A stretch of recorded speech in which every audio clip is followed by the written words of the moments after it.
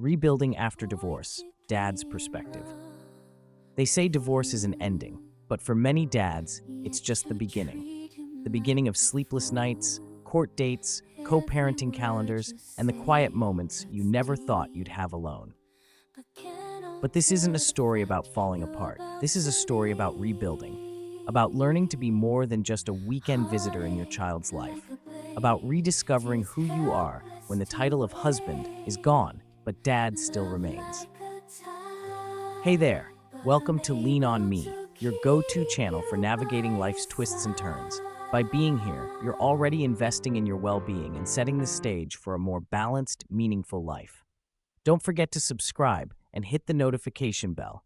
You won't want to miss the steady stream of inspiration and practical wisdom. Join us as we create a ripple of peace and clarity in a world that often feels overwhelming.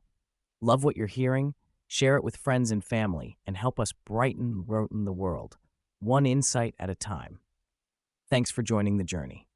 If you're a dad, navigating the aftermath of divorce can feel like walking a tightrope, blindfolded, with your kids' lives in the balance. Today, we're diving deep into what it really means to rebuild after divorce. From a father's perspective, if you're feeling lost, overwhelmed, or just tired, you're not alone. This episode is for you. Let's be real, the emotional toll of divorce doesn't just hit once, it keeps coming in waves.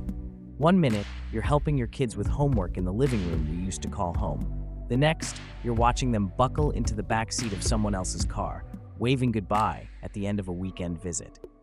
It's jarring, like your world split in two, the life you had and the one you never asked for. It's not just sadness, it's a full-blown emotional storm.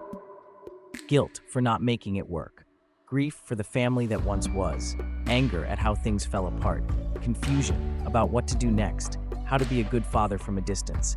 And the hardest part, sometimes you feel all of that before noon. But here's the anchor in all that chaos. Your kids are still your kids.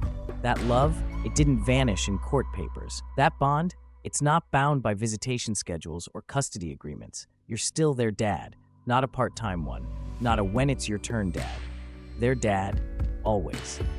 No matter how messy the circumstances, no matter how broken things feel, that truth doesn't change. And that truth is where you start to rebuild. Practical tip 1. Talk to your children. Let them know it's okay to feel sad or confused. Keep the conversation age-appropriate but honest. Example, one dad told his 7-year-old, "Mom and I aren't living together anymore, but we both love you the same. That will never change." That simple reassurance goes a long way.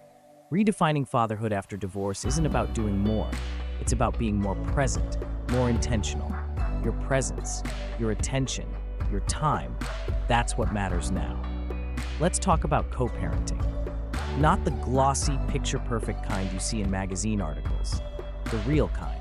The kind where you're trying to raise a child with someone you're no longer in love with, and maybe still healing from. Some days, co-parenting feels like trying to run a company with your ex.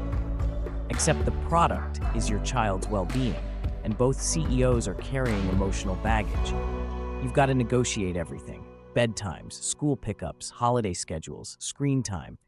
And sometimes it's like negotiating with someone who's reading from a different playbook or still flipping through pages of the past. But here's the unshakable truth. You're still a parenting team, whether you like each other or not. And great teams communicate. Key principle, clear communication. Not emotional communication.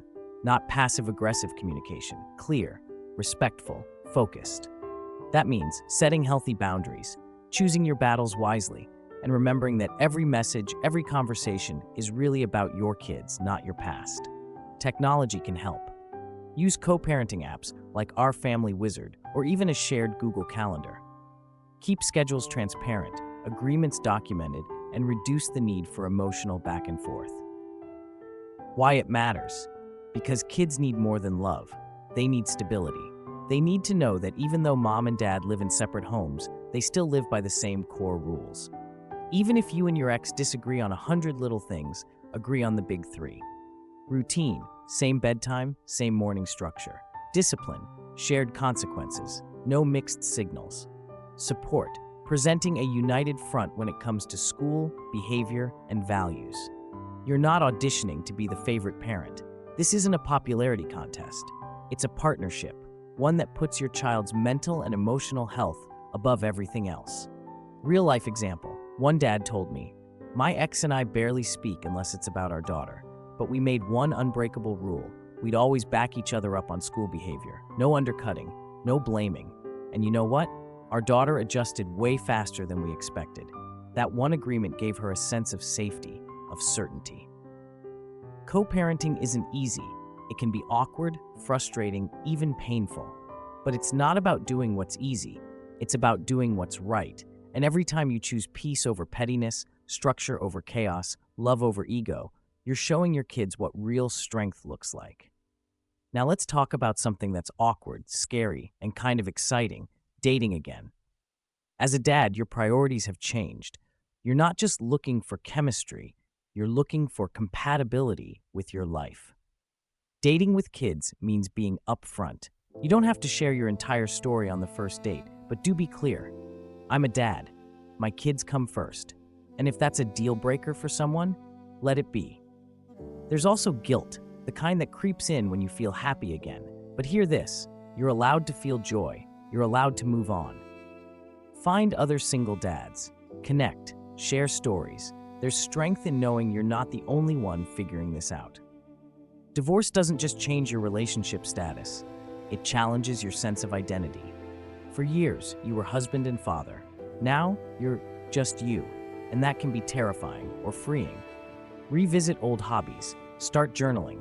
Take that class you always wanted to. Redefine what your happiness looks like outside of a relationship. Ask yourself, who am I when no one's looking? What do I love? What lights me up? One dad told us, "I started running again. It cleared my head, helped me feel strong." Another got into painting, something he hadn't done since college. You're not just rebuilding a life, you're rediscovering yourself. You made it through one of the hardest chapters of your life, and you're still here. That means something. Don't be afraid to ask for help. Therapy isn't weakness, it's strength. Self-care isn't selfish, it's necessary. Start small. Daily walks, phone calls with friends, sleep, water, all the basics. They're your foundation now. And yes, love is possible again. Fulfillment is possible. Joy is possible. You're not starting from scratch, you're starting from experience. Rebuilding after divorce doesn't come with blueprints. It comes with hard days, unexpected victories, and 1,000 quiet decisions that slowly stitch your life back together. From heartbreak to healing, from legal battles to bedtime stories, this journey is proof that being a father doesn't end when a marriage does. In fact, sometimes it's where real fatherhood begins. This was Rebuilding After Divorce, Dad's Perspective. Not just a story of survival, but of strength, growth, and love that refuses to fade. If you're watching this and struggling, know this. You are not broken, you're becoming.